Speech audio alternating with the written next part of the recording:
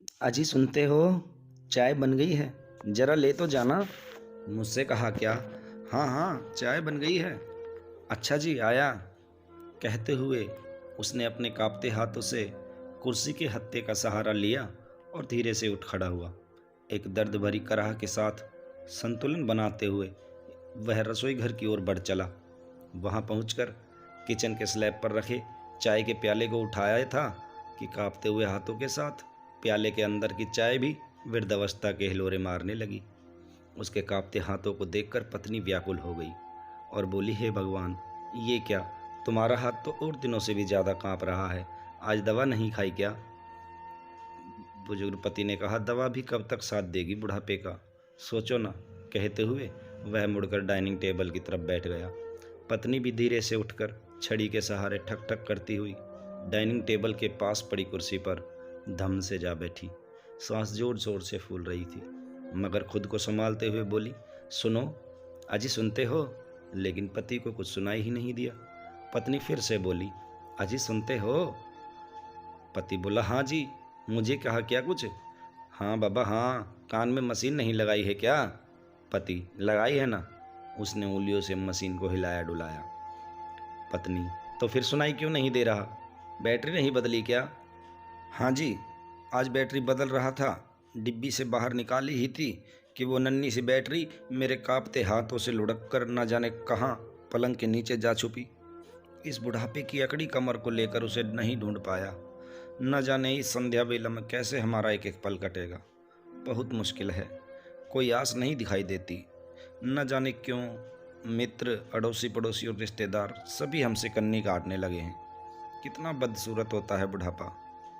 पत्नी बोली, देखो प्लीज, निराशावादी बातें ना किया करो, मेरा जी घबराने लगता है। मैं हूं ना तुम्हारे साथ। हाँ जी, तुम ठीक कहती हो, एक हम तुम ही तो हैं एक दूसरे के। अब अच्छा एक काम करना, मेरे लिए रोटी मत बनाना। पत्नी, क्यों?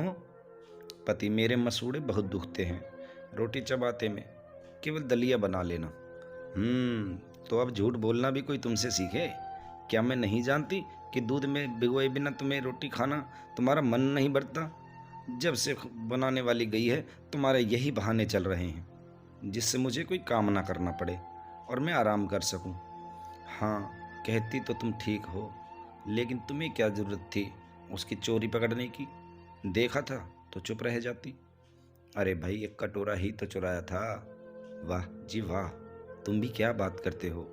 सच की बुनियाद पर तो हमने अपना जीवन खड़ा किया, बच्चों को अच्छी शिक्षा दी, और अब ढलती उम्र में बुझते दिए की रोशनी में मुझे अज्ञानता का पाठ सिखा रहे हो। आज तो उसने कटोरा चुराया था, कल वो भगोना चुराती, और परसों तवा कढ़ाई सब कुछ। ओफ, क्या करूं, कुछ समझ नहीं आता। वातावरण में चुप्पी सी छा गई, मानो कमरों की दीवारों पर उदासी सी छा गई हो। तभी बाहर से कोए की काँव काँव सुनाई दी और वह चिहुक उठी। जरा देखो तो, हमारे मुडेर पर कौवा बोल रहा है। सुनकर पति की आंखें भी चमक उठी, मगर एकदम से बुझ भी गई, और बोला, कौन आएगा हमारे यहाँ, जरा बताना तो। हाँ, तुम ठीक कहते हो, बच्चे 7 समुद्र पार हैं, बहुत व्यस्त हैं। जब यहाँ सुबह होती है तो वहाँ रात होती है, समय निकाल कर हमसे बात कर लेते हैं। समझो यही हमारा भाग्य है। हाँ, तुम ठीक ही कहती हो, यही हमारा भाग्य है। जो जहाँ भी रहे सदा सुखी रहे। अब आएगा तो सिर्फ यमराज ही आएगा हमको लेने। हाँ, तुम ठीक कहती हो, अब यमराज ही आएगा। जाने से पहले ईश्वर से एक प्रार्थना जरूर करूँगी। कहूँगी?